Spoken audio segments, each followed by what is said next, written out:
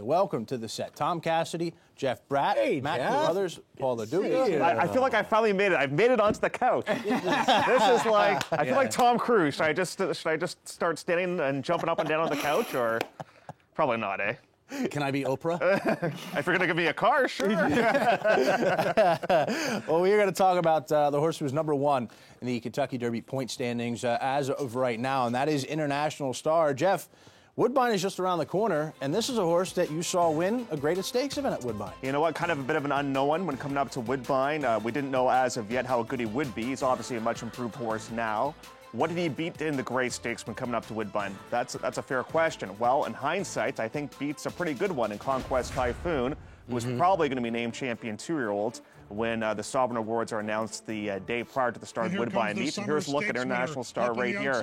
The one thing that we know about this guy, likes to come from off the pace. So, and the time of this race, maybe not overly quick, but I think the poly track can be a little bit tricky at this time of the year because it does start to get really cold at this time this season at Woodbine. So you more have to do it from a visual point of view, and he looked good here, but he's much better now. He has tipped his hand here. I mean, this was 5 months ago. Yeah. This is where you see a horse that begins to show that talent, but he's a completely different animal now, obviously, than he was in this race. Again, 5 months ago, back on the 5th of October. Yeah, exactly. And it's amazing to see that transformation from 2 to 3. That's why I'm excited to see what Carpe Diem is going to be able to do. Will this horse improve? Probably will, and I'm expecting some big things from that one. But we know that International Star has improved. The one thing that I'm kind of curious for, let's hope that all these horses make it to the Derby healthy. Yeah. Could you imagine this horse on the inside of Dortmund? You would probably wouldn't see International Star because Dortmund's so huge. Eclipse. Yeah.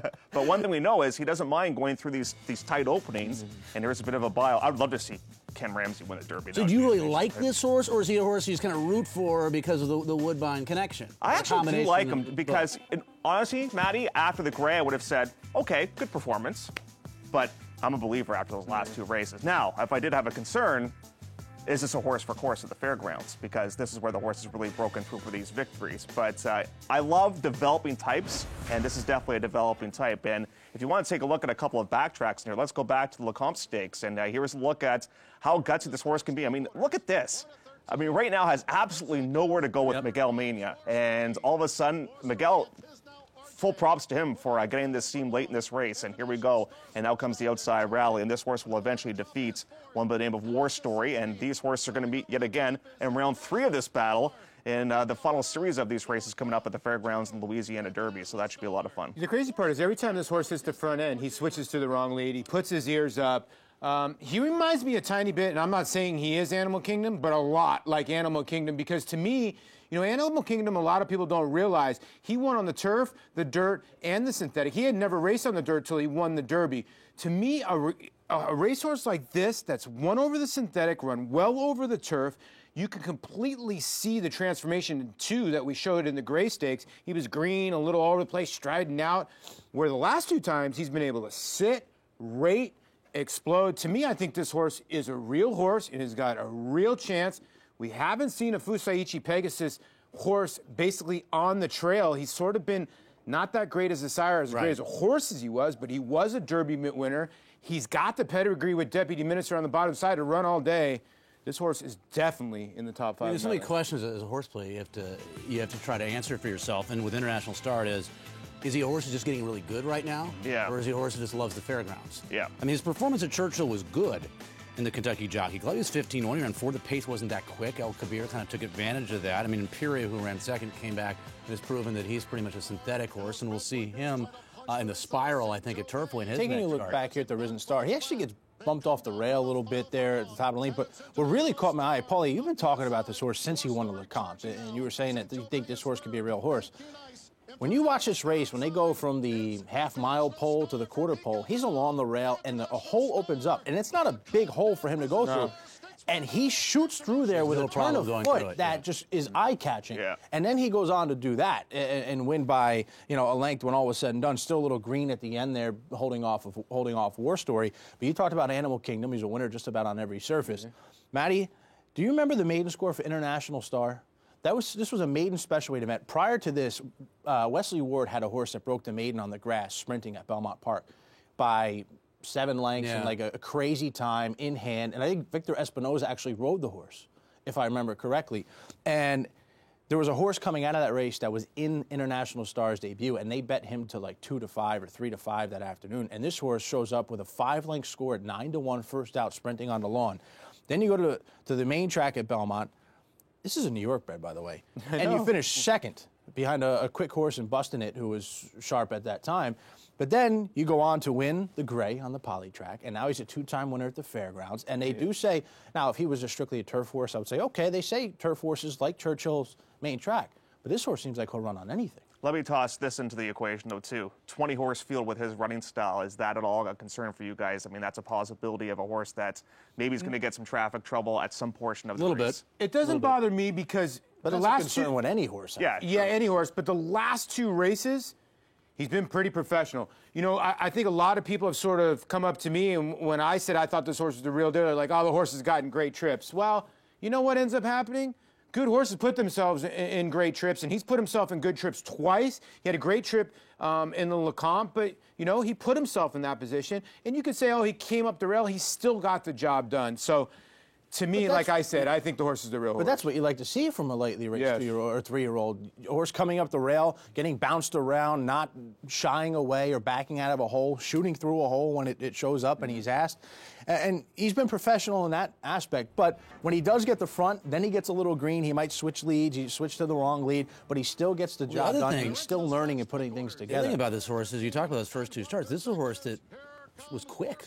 Yeah. His first couple races. So obviously he's more of a pro, and they've taught him to rate. Now he's comfortable coming from off the pace. But I wonder, I mean, he has some innate quickness, Paulie. I mean, No, he does.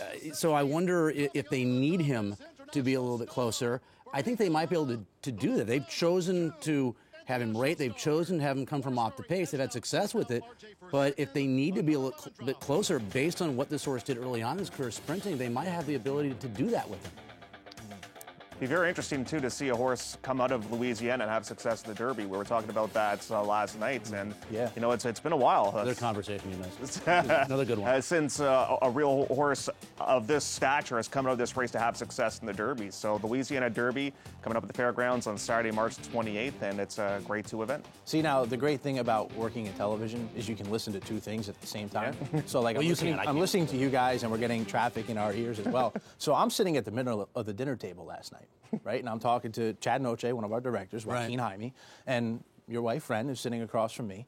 And then Jeff's to my right, and Matt's to the other side of the table. And I hear Matt go, yeah, TC asks me questions every morning like I know everything there is to know. But he didn't know that one. He didn't know that one. I got him on that one.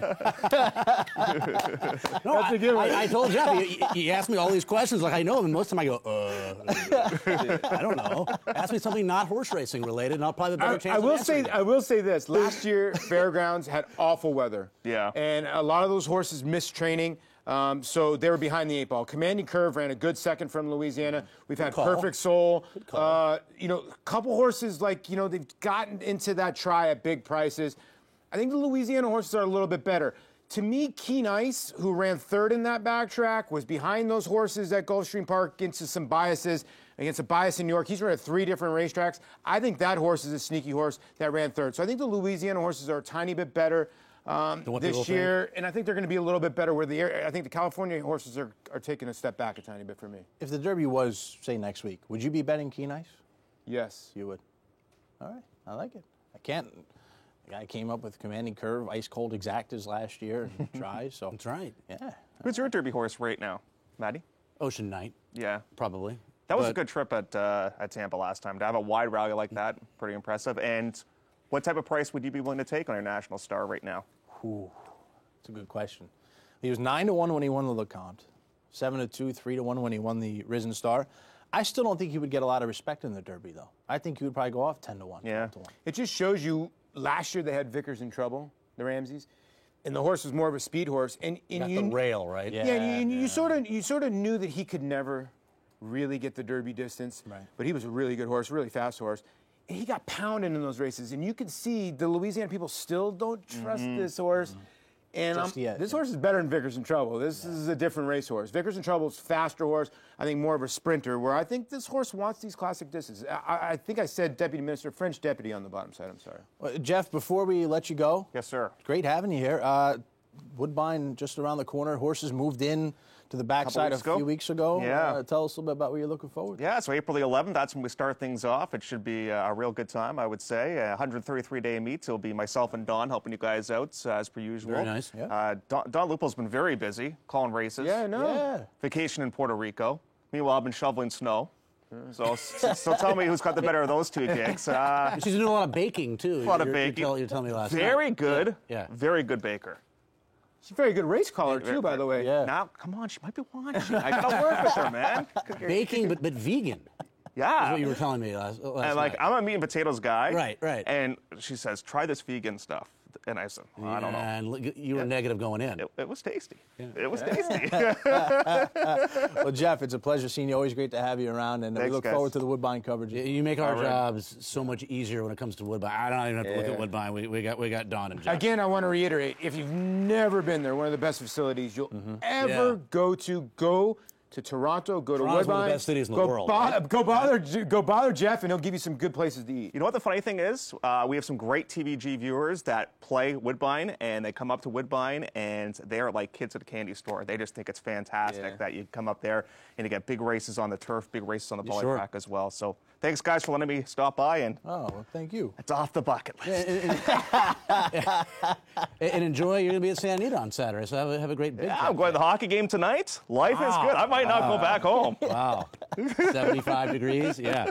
Yeah. Here comes the tweet. Here comes the text from Don right now. Well, that's going to do it for our Kentucky Derby discussion for today. A big thanks to Jeff Bratt for joining us, and a big thanks to you for watching. We're going to head to a timeout. When we come back, we'll start talking about live racing action. Gulfstream Park is just around the corner.